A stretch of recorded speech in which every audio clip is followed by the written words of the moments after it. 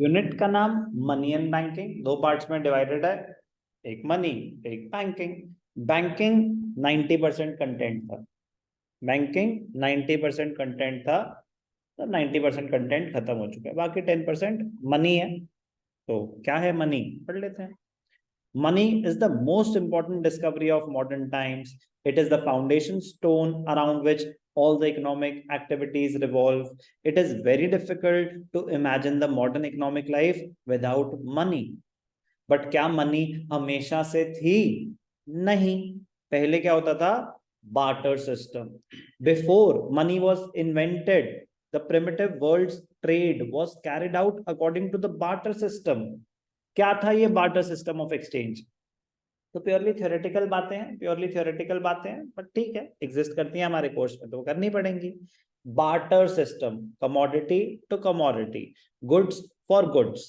आपको कोई सामान चाहिए तो आपको बदले में कोई सामान देना पड़ेगा। अभी तो क्या चाहिए आपको? आपको घड़ी खरीदनी है, पैसे दे दो। आपको टी शर्ट खरीदनी है, पैसे दे दो। आपको कुछ भी चाहिए, पैसे चाहिए उसको, कोई भी चीज खरीदनी है तो एक कॉमन डिनोमिनेटर है, एक यूनिवर्सल एक्सेप्टेबिलिटी है, मीडियम ऑफ एक्सचेंज है, मनी है।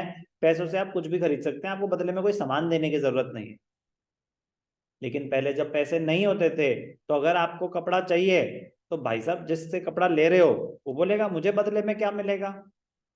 आप बोल रहे हो मेरे पास दूध है, तो कहेगा भाई मुझे तो दूध नहीं चाहिए, दूध तो मेरे पास ऑलरेडी है, मुझे चाहिए खाने के लिए कुछ, मुझे वीट चाहिए, मुझे चावल चाहिए, मुझे गेहूं चाहिए। कह रहे मेरे पास तो नहीं है, मैं तो दूध का काम है मेरा, तो तबेला है, गाय भैंसे हैं हमारे पास, दूध चाहिए तो बताओ। कह रहे नहीं चाहिए मुझे दूध, नहीं मिलेंगे कपड़े आपको। तो कह रहे अच्छा गुस्सा नहीं होते, क्या चाहिए? उसने बोला कि मुझे चावल चाहिए। तो अब जब तक आप उसको चावल नहीं दोगे आपको कपड़े नहीं मिलेंगे। तो आप ढूंढोगे चावल कौन बेच रहा है, फिर चावल वाले के पास जाओगे कि भाई तुझे क्या चाहिए। तो अगर उसको मिल्क चाहिए तो आप उसको मिल्क दोगे, उससे चावल लोगे, फिर कपड़े वाले को चावल दोगे और आपको कपड़े मिल जाएंगे। तब तक घूमो गर्मी में। पॉइंट इसे कहते हैं डबल कोइंसिडेंस ऑफ बॉन्ड्स होना जरूरी है। Barter system execute, barter trade execute करने के लिए डबल कोइंसिडेंस ऑफ बॉन्ड्स होना जरूरी है। ये डबल कोइंसिडेंस ऑफ बॉन्ड्स क्या होता है? मुझे जो चाहिए आपके पास है, व्हाट अ कोइंसिडेंस। मुझे जो चाहिए आपके पास है, आपको जो चाहिए मेरे पास है, व्हाट अ डबल कोइंसिडेंस। बहुत रेयरली होता है, बहुत रेयरली होता था। क्या है ये barter exchange? In the beginning of civilization human needs were simple and limited. People used to exchange goods with each other to satisfy their wants. Barter exchange refers to exchange of goods for goods. An economy where there is a direct barter of goods and services, an economy where there is a direct barter for goods and services is called a barter economy, जहां एक goods के बदले दूसरे goods exchange होंगे। For example, when a farmer gives wheat and gets cloth from the weaver, and in return weaver gets the wheat, this is known as barter exchange. Farmer farmer gives wheat to the weaver and weaver gives cloth to the farmer. Commodity to commodity exchange. But barter system can work only when there exists double coincidence of wants. सबसे बड़ी limitation. Double coincidence of wants means it refers to the simultaneous fulfillment of mutual wants. Farmer weaver से कपड़े तभी तो ले पाएगा जब Weaver को भी वीट चाहिए। अगर वीवर नहीं, यार वीट तो मेरे पास बहुत पड़ा है, अगले 2-4 महीने निकल जाएंगे, मुझे नहीं चाहिए वीट, तो क्या फार्मर को कपड़े मिलेंगे उससे? नहीं मिलेंगे। Mutual wants, simultaneous fulfillment of buyers and sellers. In the above example, want for clothing by the farmer coincides with the want of weaver for wheat. However, it is very difficult to find double coincidence of wants in real life. It leads to huge trading costs. It leads to huge trading costs. With the rise in economic activities, the exchange through barter became more difficult and complicated. Let us discuss the various limitations of barter exchange. तो जो सबसे बड़ी limitation है, सबसे बड़ी है तो बहुत सारी, बट सबसे बड़ी लिमिटेशन ऑफ बार्टर एक्सचेंज क्या है? Lack of double coincidence of bonds. क्या ज्यादा बड़ा रेयरली होता था कि डबल कोइंसिडेंस हो जाए, समझ गया ना? डबल कोइंसिडेंस, मुझे जो चाहिए आपके पास है वो होता है व्हाट अ कोइंसिडेंस। मुझे जो चाहिए आपके पास है, आपको जो चाहिए वो मेरे पास है, वो होता है what a double coincidence. Very rare. Barter system can work only when both buyer and seller are ready to exchange each other's goods. For example, A can exchange goods with B only when A can exchange goods with B. मेरा और आपका trade तभी होगा जो आपके पास है वो मुझे चाहिए और जो मेरे पास है वो आपको चाहिए. When A has what B wants and B has what A wants. However, in real life, such double coincidence is very rare. तो सबसे बड़ी limitation of barter system, lack of double coincidence of wants. Next limitation, lack of common measure of value. Lack of common measure of value. अब अभी तो कितना आसान है, ये फोन कितने का? 20,000 रुपए का. ये लैपटॉप कितने का? 50,000 रुपए का. ये घर कितने का? 1 करोड़ रुपए का. Everything can be express in terms of money. एक कॉमन डिनोमिनेटर है. बट सोचो पहले पहले भाई साहब आपको कपड़ा चाहिए, कह रहा एक शर्ट के बदले आपको देने पड़ेंगे 2 किलो वीट. अब मिल्क वाला आया, कह रहा एक शर्ट के बदले आपको देने पड़ेंगे 20 लीटर मिल्क. एक आया गोल्ड स्मिथ, सोने का काम करता है. अब उसको क्या बताओगे कि भाई साहब एक शर्ट के बदले क्या सोना दे दोगे आप उससे? नहीं, आप फिर बोलोगे अच्छा 1 ग्राम के बदले में आपको 5 शर्ट 20 पैंट ये वो.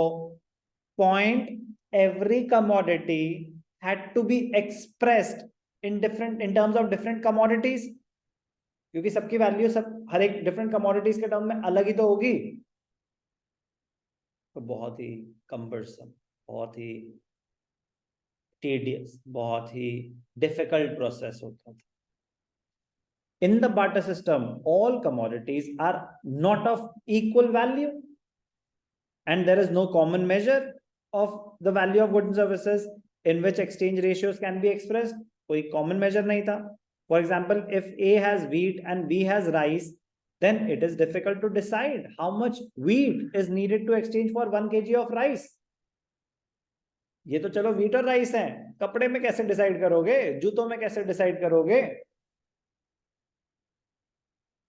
In the absence of common measure, the exchange ratio is fixed randomly. कोई common denominator तो है नहीं, अपनी मर्जी से कुछ भी रेशियो.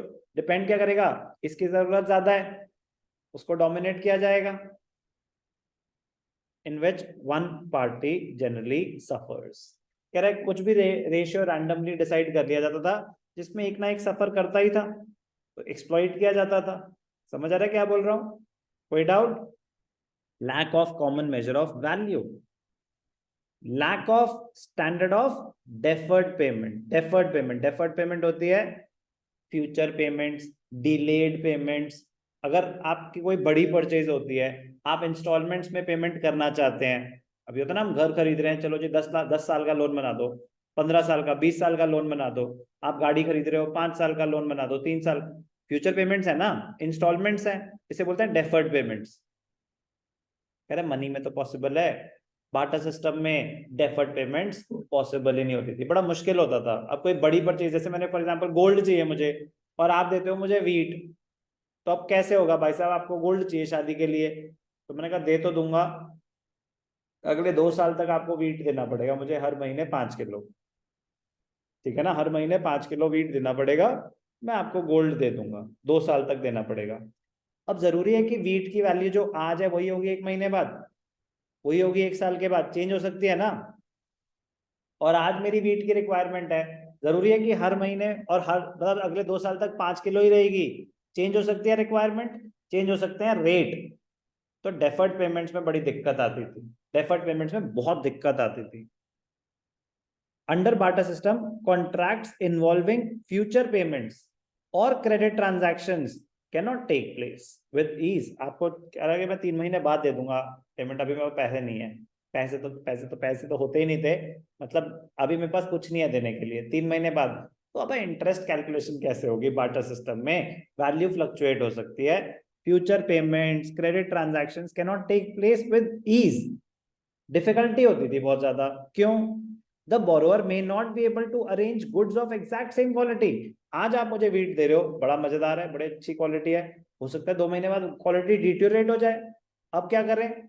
आपने तो 2 साल का कॉन्ट्रैक्ट बना लिया था, quality may not be the same, there may be conflicts regarding which specific commodity to be use. मैं कह रहा बस हो गया, वीट मुझे नहीं चाहिए आपसे ना, आप राइस चाहिए।